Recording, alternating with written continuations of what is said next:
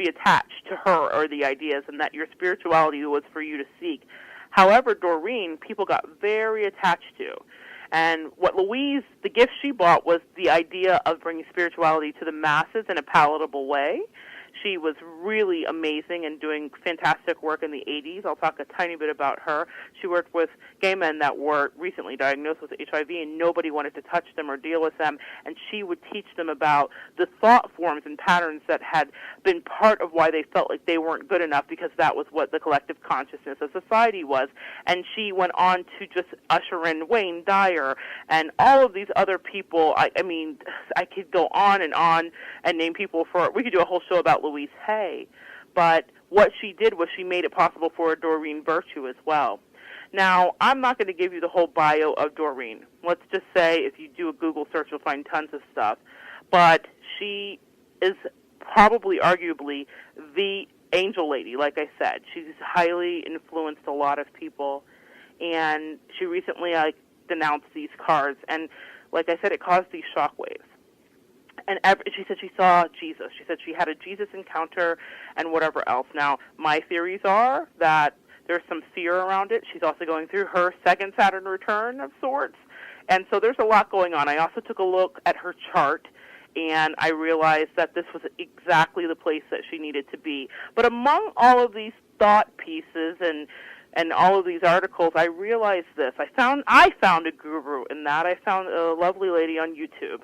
And she said one of the best things that I'd heard. And she said, Doreen is human.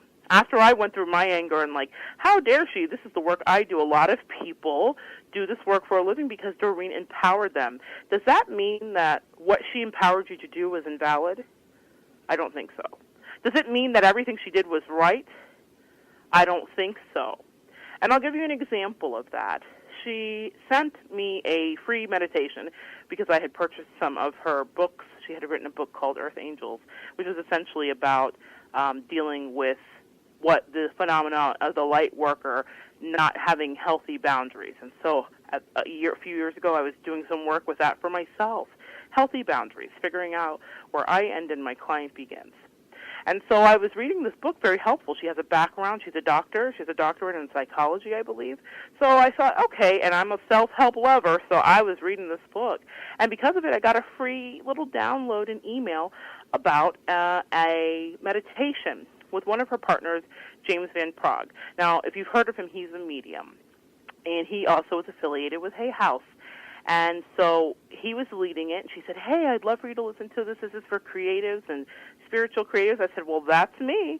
And I plugged in my earbuds, and I sat in my favorite meditation chair in my home, and I got all ready, and the music turned, and the beta waves were coming in, and I lulled into this very highly suggestible state.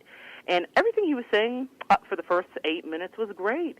Lovely, peaceful, picture yourself here, standard meditation fare. And then he said, now I want you to welcome in all of the guides and ascended masters and entities that are here to help you with the next level of your life.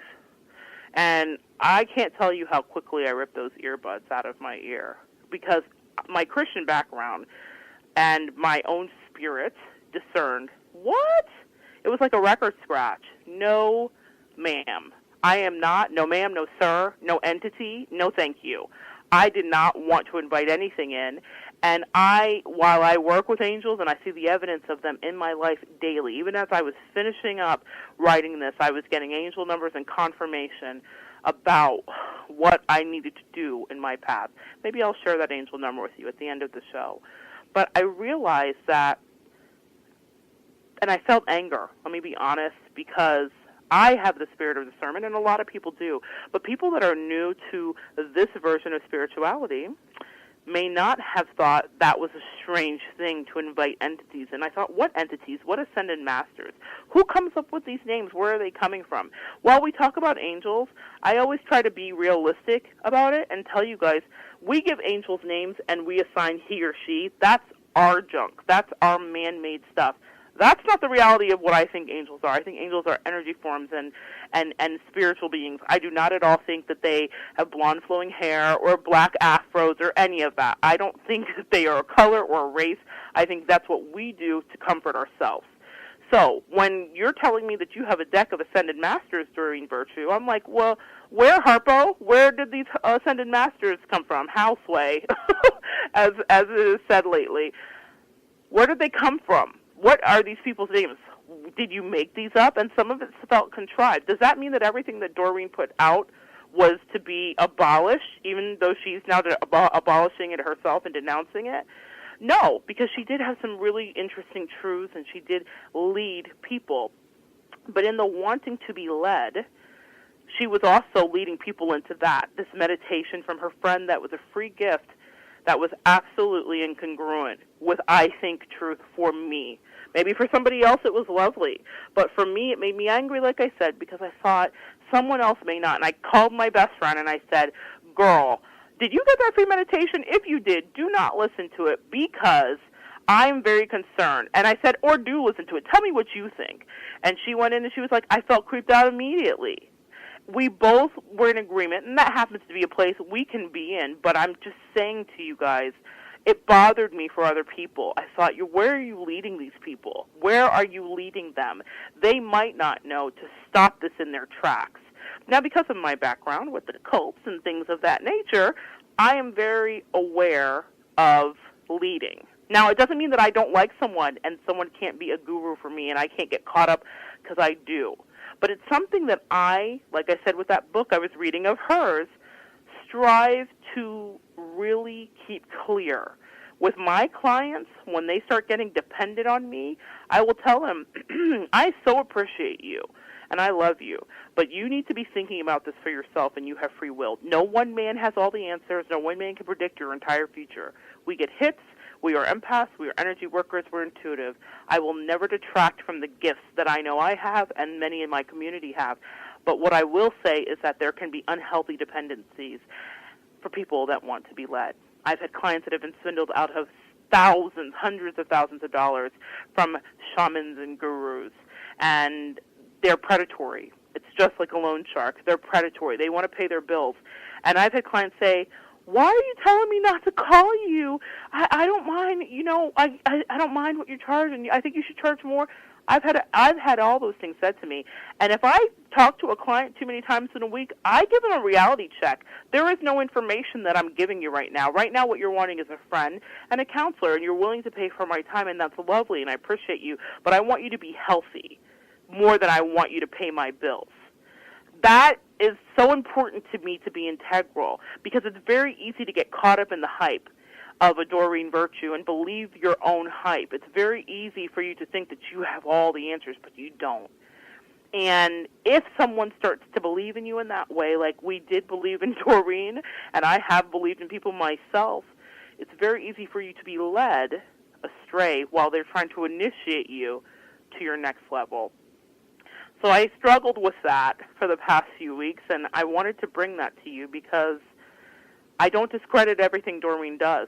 I think she's coming from a place of fear. Personally, that's my take on it. And I think she may even shift back before she leaves this earth.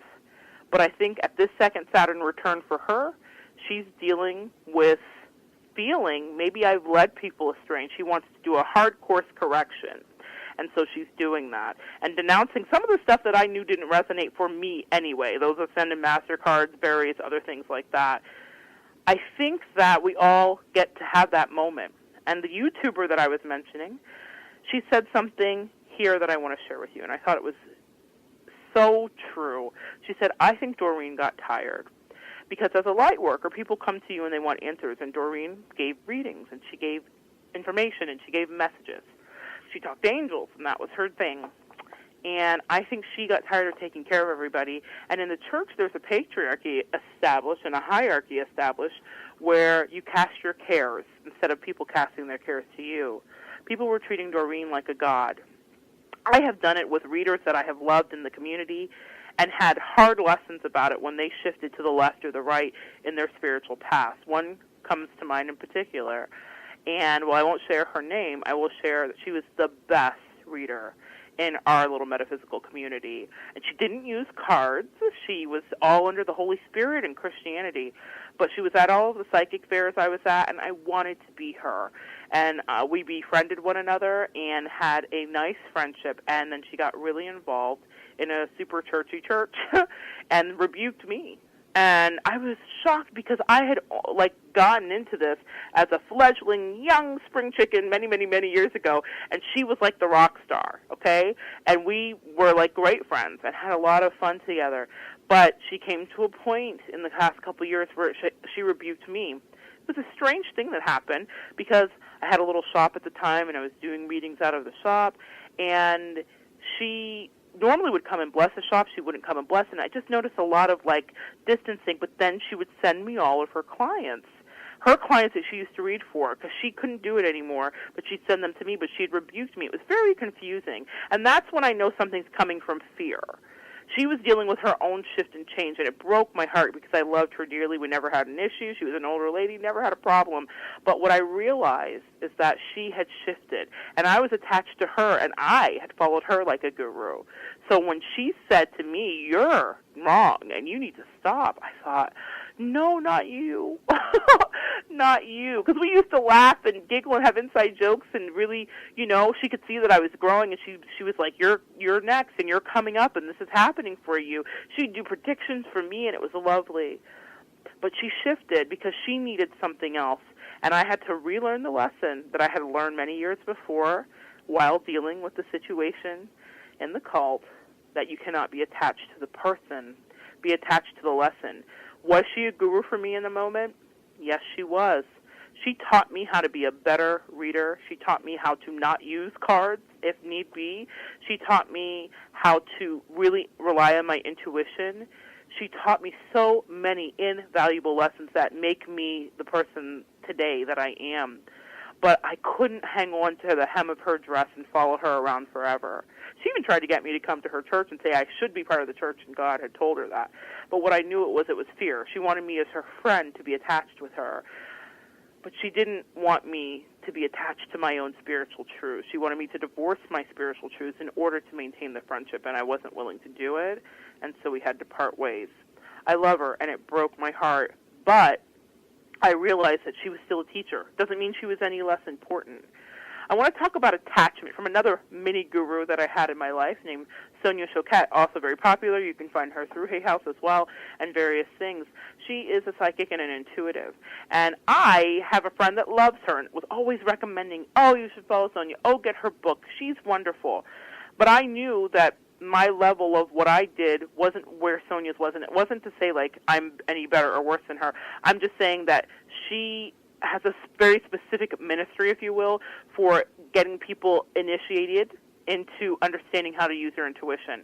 And I knew that I had grown past that. So it was a very she gets people there, and then she can take you to another level, and she breaks down those walls if you have fear about your psychic intuition and all of that. So I just thought, I like Sonia, but it's not meaty enough for me, is what I felt. But one day I was watching something that she did, and she talked about the connection we make as light workers, and that people often, when they love you in human form, want to sexually engage with you, or they want to cross boundaries. Because a few years ago I told you I was doing a lot of boundary work, trying to figure out how to be a better reader. And it was the best lesson she ever taught me. And it made so much sense and shone light on some of the relationships that I had, where people would get really attached to me, and I didn't understand it, and they'd want to cross boundaries, whether I ever crossed them or not. And sometimes I did, because #human. But I realized that it was never about me and them being so in love with me or me being so in love with them. It was about wanting to have the energy of what they felt was their guru, or me wanting the energy of what I felt was my guru. In the similar way, though it was a very non-sexual with this friend I just mentioned before that was the great reader, she wanted us to stay friends. But we were going on divergent paths, and she needed me to divorce my own spiritual beliefs to stay her friend. What Sonia Choquette taught me in that moment is that attachment to a guru or a person, in either direction that it goes, is about spiritual recognition and about needing a lesson taught in that moment of your life, more than it's about sexual interest or friendship interest or however it's playing itself out. It's about you recognizing one another, and because the only language we speak in human is communication of physicality, sometimes we misconstrue it. Now, does that mean that I'm going to follow Sonia around and become a sycophant and a fan and be at every conference she does and